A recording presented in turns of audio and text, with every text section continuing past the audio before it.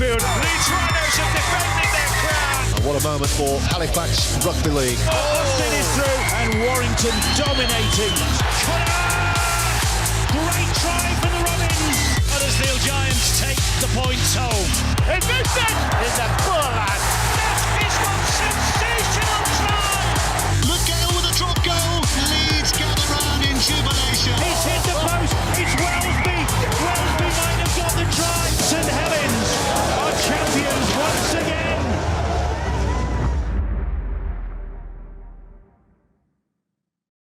Hello and welcome. We've got a very special show. It's for Chief Executive of the RFL, Ralph Rimmer. It's been another challenging year, but it's been an outstanding season of Rugby League. The Leeds Rhinos complete the treble. They are the Betfred Wheelchair Super League Grand Final winners.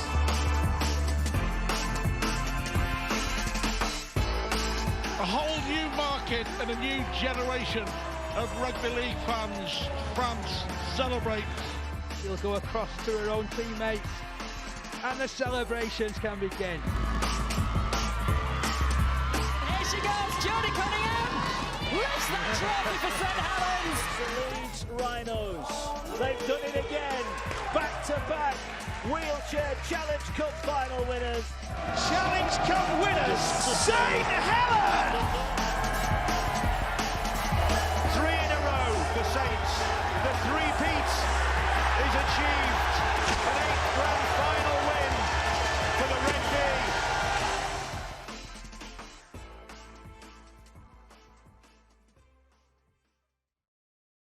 And it's not over yet, of course. Internationals on Saturday, which we'll be talking about, and Ralph will be going to Perpignan. Ralph, thanks for coming in. I started by saying it's been a challenging year, but it has been a wonderful year as well. And I saw you watching back on the trophy lifts with a smile in your face, especially when we showed the wheelchair trophy lift. You know, that gets overlooked in lots of ways, although it's coming more to the fore now. It's just an outstanding part of our game, part of the Rugby League family. I'm all for...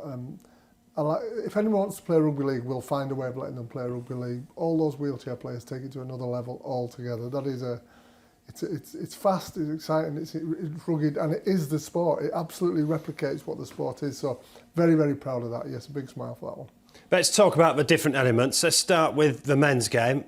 Brilliant grand final, and well done, Saints. I mean, 3 on the bounce, only been done once before by Leeds. They are a very formidable team at the moment, aren't they? And if you look at some of the players that didn't play as well, you realise just how strong they are. But from 1 to 17, you know, they're going to cause you problems. They've got strike all over the place. They've got, you know, Alex running up the middle who's just unstoppable. James Roby, how long can James Roby go on for? He's just phenomenal. I don't know how many trophy lifts he's ever had in his life, but many, many more than you or I have had. You know, they're an incredible team and they deserve to be the best team this year in the competition. And to win the grand final and the Betfred Challenge Cup. Yeah, we've been treated to 2 great, amazing finales to those competitions. I thought they both did the game a great deal of justice. I thought what was put around them did on the day as well. They were both great occasions. What they represent is an incredible season of complexity and getting to those culminations. So great for Saints for all they did, but you know, great for everyone that took part on the way through to there as well. And the Catalans won the League Leaders' Shield for the first time. Now, we often used to sit here criticising the Catalans for not being consistent enough. Well, they threw that out the window last season, didn't they? They were superb, but just fell short of the end to a very good team. You know, they were the best 2 teams in the competitions. I think the best 2 teams made the final at the grand final. And they fell short by a whisker. I thought they played outstandingly well on the night. And they raised the game because they knew they had to. And Catalan came with a very smart game plan which tested Saints to, you know, right until the final whistle. And of course, next season we're going to be joined by Toulouse, winning the £1 million game. How big is that for Rugby League to have a Catalans and a Toulouse in the top tier? I think it's very interesting. I think you've got 2 very, very different teams. You've got 2.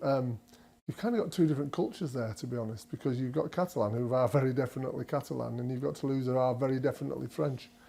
2 contrasting styles of play, 2 different kind of business models. But it'll really be a very interesting little piece of fairy dust on the Super League next year. I mean, obviously, I know you have to remain unbiased. They beat Featherstone fair and square, but were you pleased? Is this good for the expansion? Is it good for the game, getting Toulouse in the top tier? Oh, I think they bring something special, don't they, to the sport. As I say, it's a club that's run very well indeed. And they perform both on and off the field. They're a very wealthy club, and they've got good commercial support from the city of Toulouse, and also from, when I say the city commercially, but also from the district of the civil district of Toulouse. And I think that's what contributed to the success, so good on them.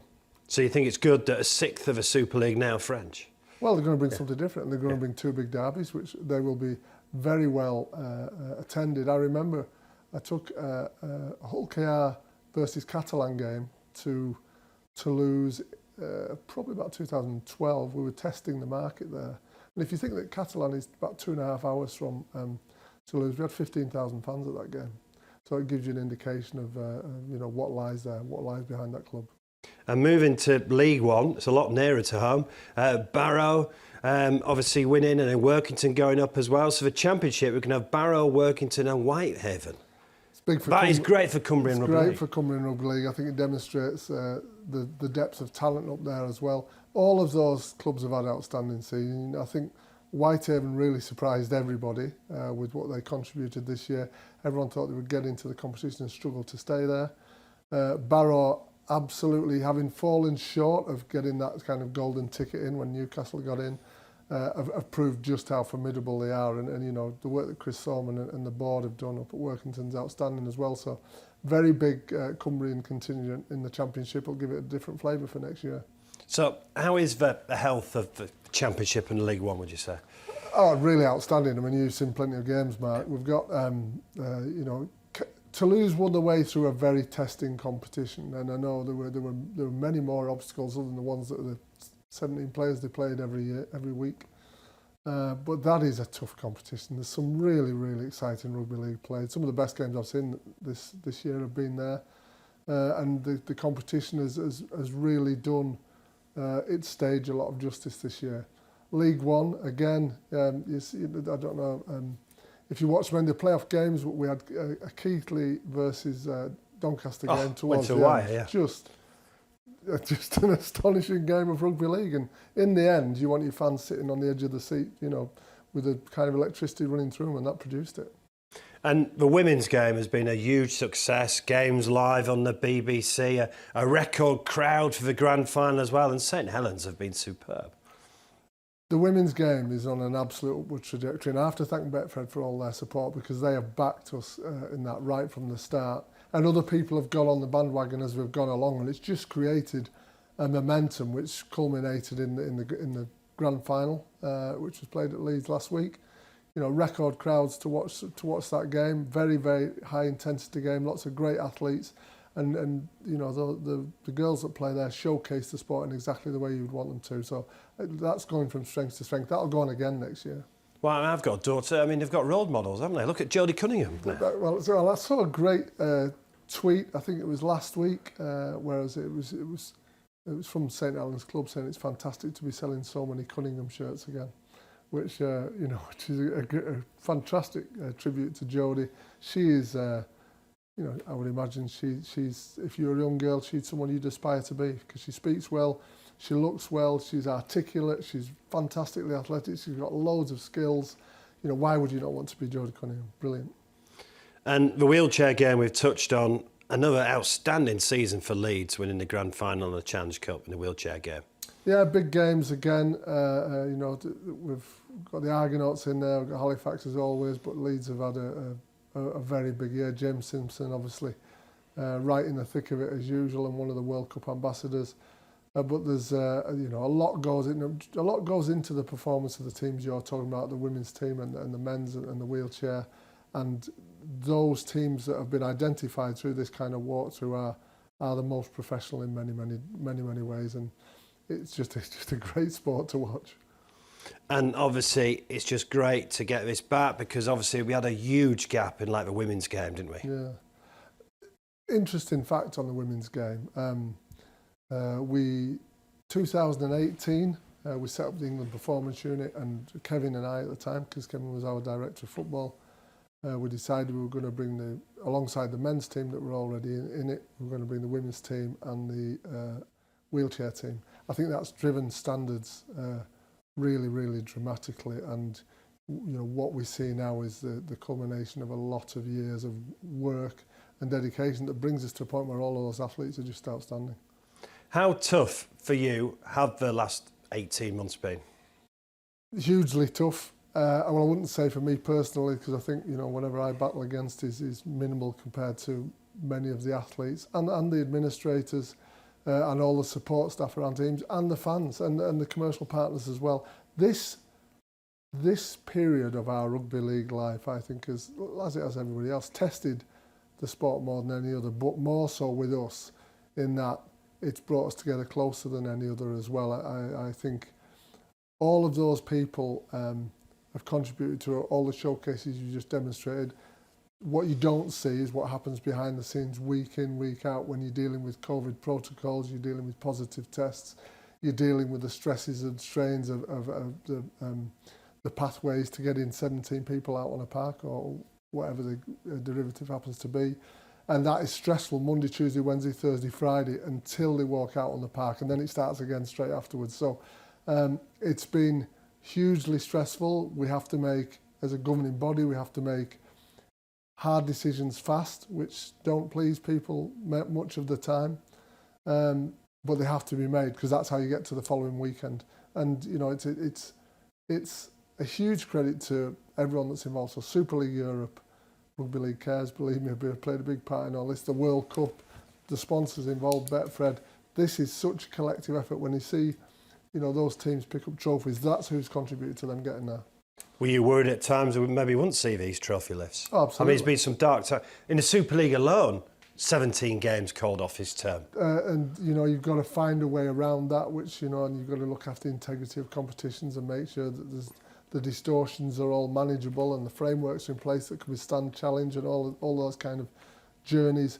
Absolutely. Until they walk out on the park on those key fixtures, you don't know whether you're going to have games on or not. And it's as simple as that. And I can remember in particular the Challenge Cup final last year. Up until midday that day, we weren't certain that it was going to be two teams walk out on the park. I won't tell you which one nearly didn't make it, but it was close. No, well, there was a number of cases in the build-up, wasn't there? Yeah, there was. But fortunately, we had a fantastic Challenge Cup final. We did. Obviously, COVID's been a huge challenge. It's been a huge challenge to everyone's finances as well. I mean, how confident are you that we're going to be able to continue to grow the game?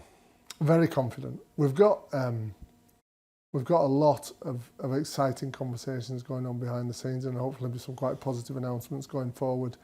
Having steered through the most difficult of circumstances, we got in early and we got some support from government, which was crucial at the time. First sport to do it. Right. We've had good support from them since in all sorts of different ways. So I think we've kind of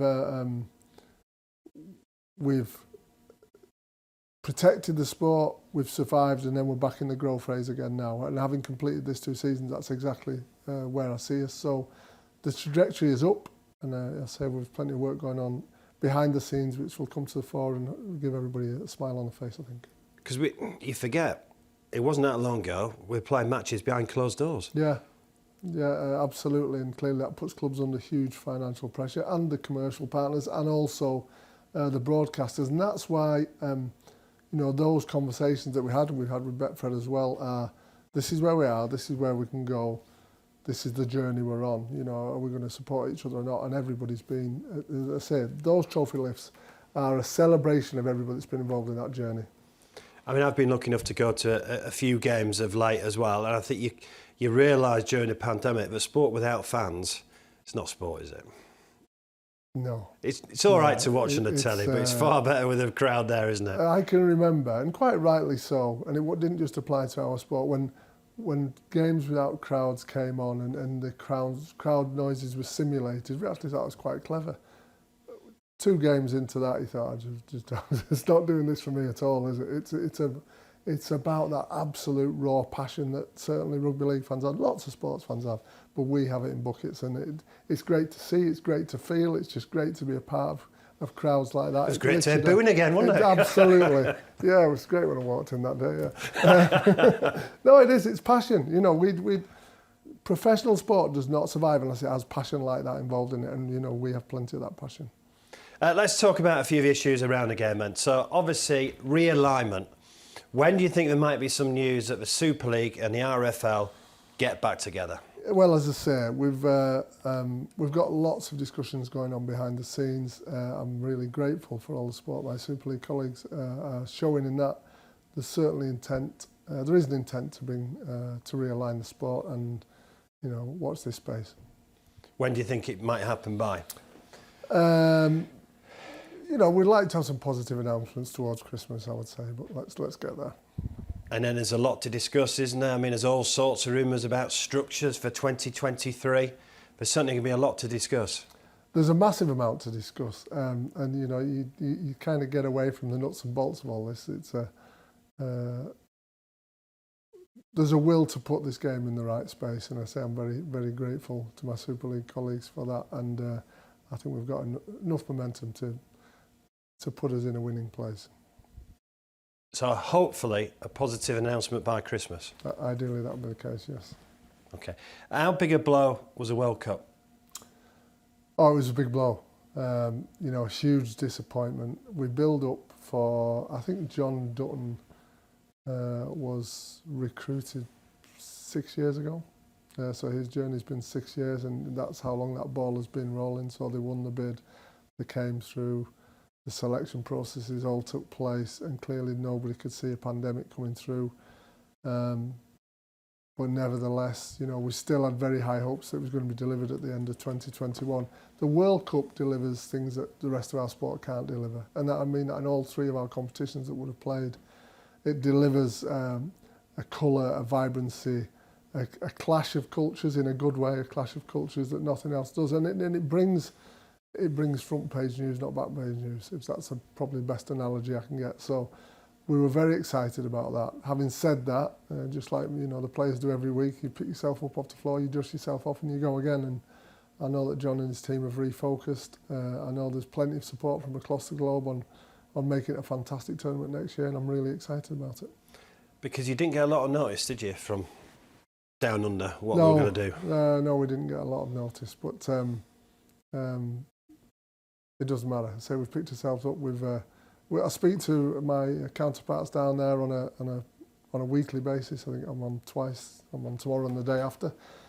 So it's not like we drifted apart in that sense. You know, we didn't get to where we wanted to get to in the end, but we're now just focusing on 22. So bridges been made now? Absolutely, yeah, absolutely.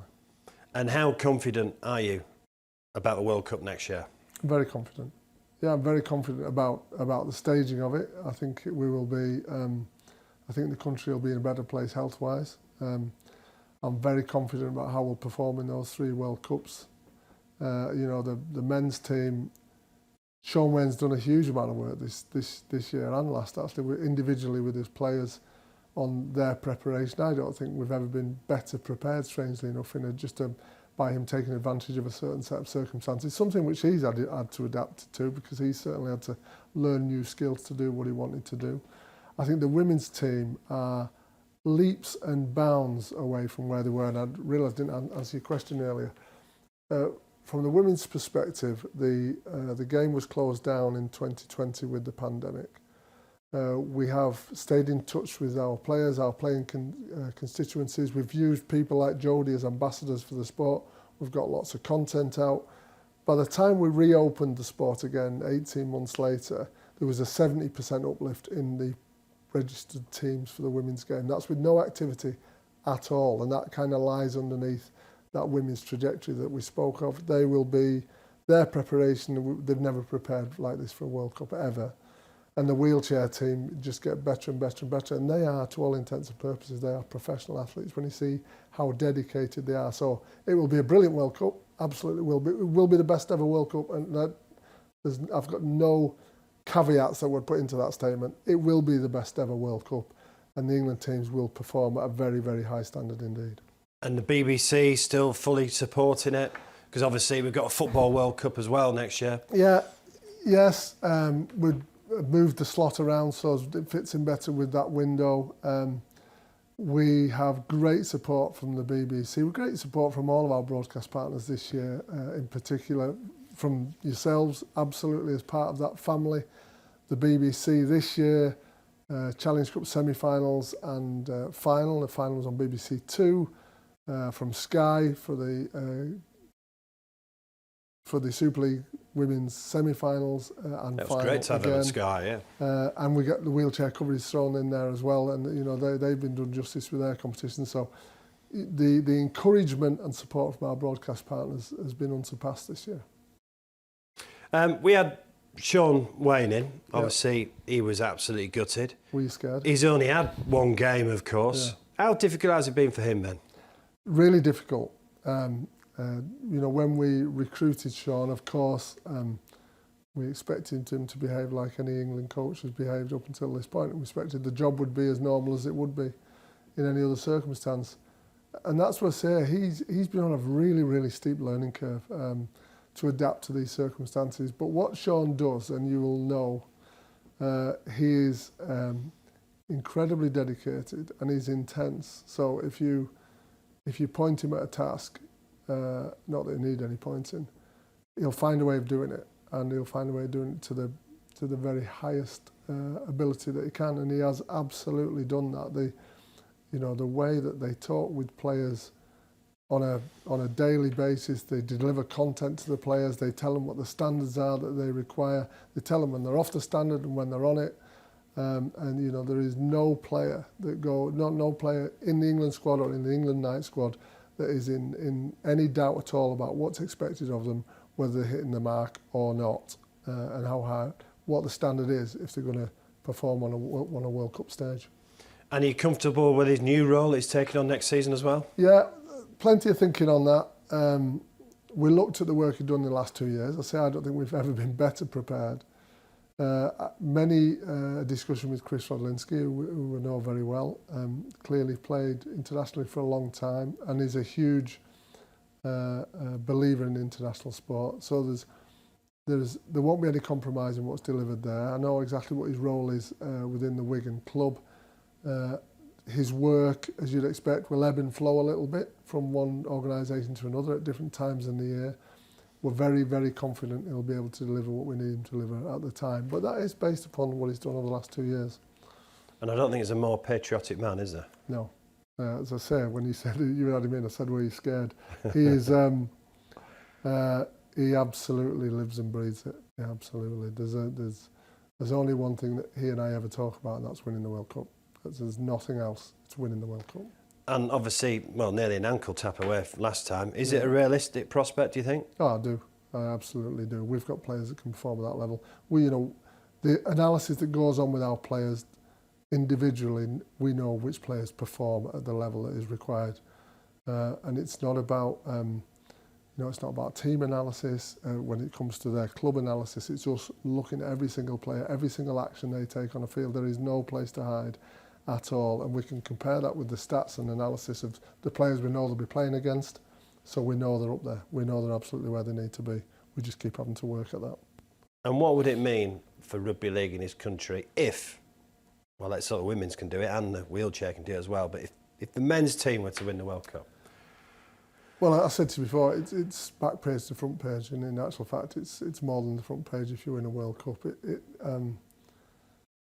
It delivers a moment, and you have to accept it is a moment, because the world, as soon as you win a World Cup, everybody wants to knock you off the pitch again. So it's a moment, but it's a very special moment, and it's not about, it's never about the performance in any one tournament. It's about the build up to that tournament, everything that we're talking about, and getting everything right to deliver on those days when we need to deliver. It's a 4-year achievement, and that's what we're looking at. And hopefully, should we do that and break up some of the dominance, the Southern Hemisphere dominance that we know that exists, it will be big for the Northern Hemisphere, not just for England.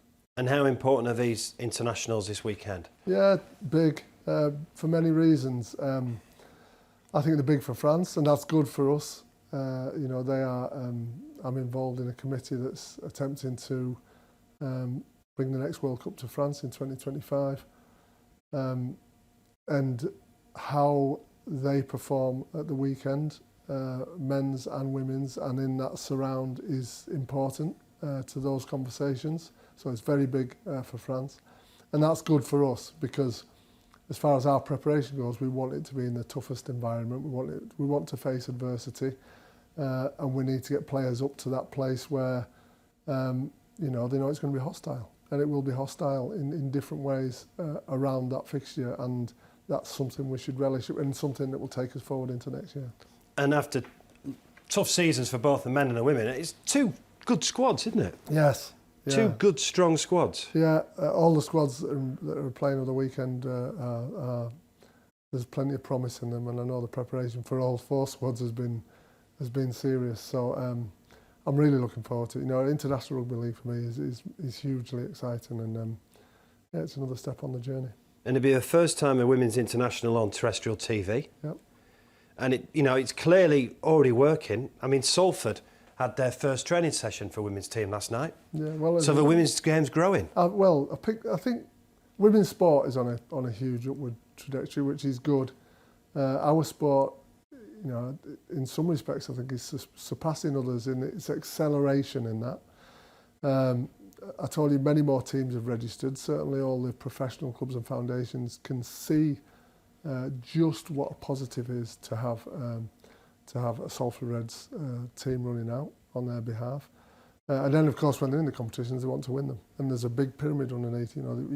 What you see are the teams that play right at the very top, but there's many, many teams play underneath. And just as there are in our other selection pyramids, plenty of activity at the bottom of the base brings you to the pinnacle that you see on BBC or Sky or Betfred. Well, we're running out of time. I really appreciate you coming in, Ralph.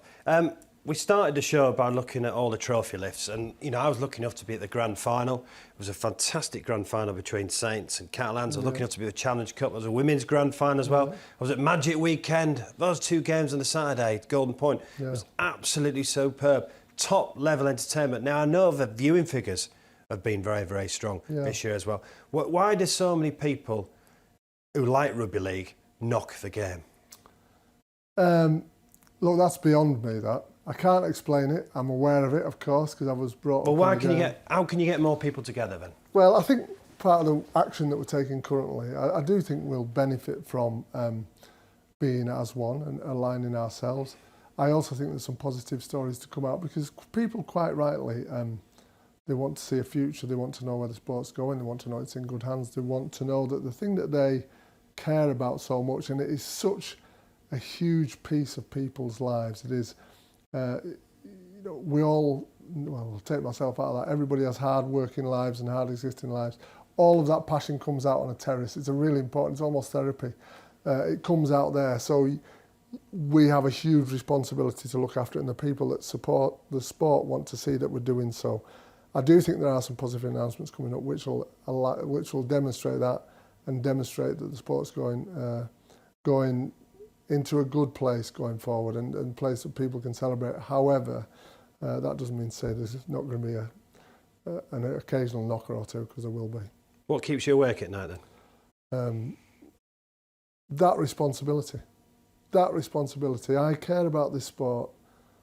I'll take my family out of it. I care about this sport more than anything else. I know it, I understand the people within it, I know what it can give.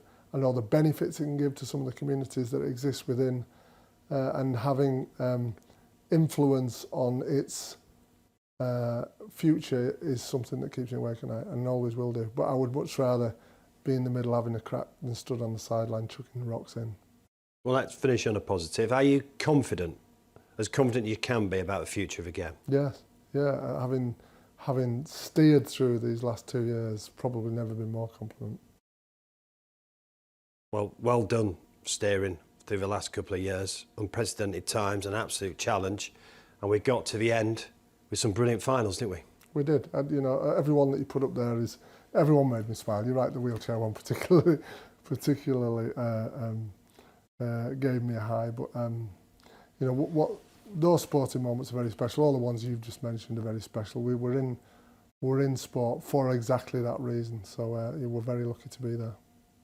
And we saw what people in Rugby League can do this week. I mean, it was Newcastle Thunder Doctor, wasn't it? Yes. Who saved that fan's life at St James's Park. Yes, it's... That's just typical of Rugby League, though, isn't it, coming together? Look, it's a nice anecdote because it turned out well. Despite the fact we are a hard breed, I think we're a very giving breed, and the people of Rugby League will always put themselves out to help other people, and I'm really glad that that particular incident turned out well, and thank you very much to that particular individual. Ralph, thanks ever so much coming in. So we've still got some international rugby to look forward to this Saturday. Thanks to Ralph, and thanks for watching.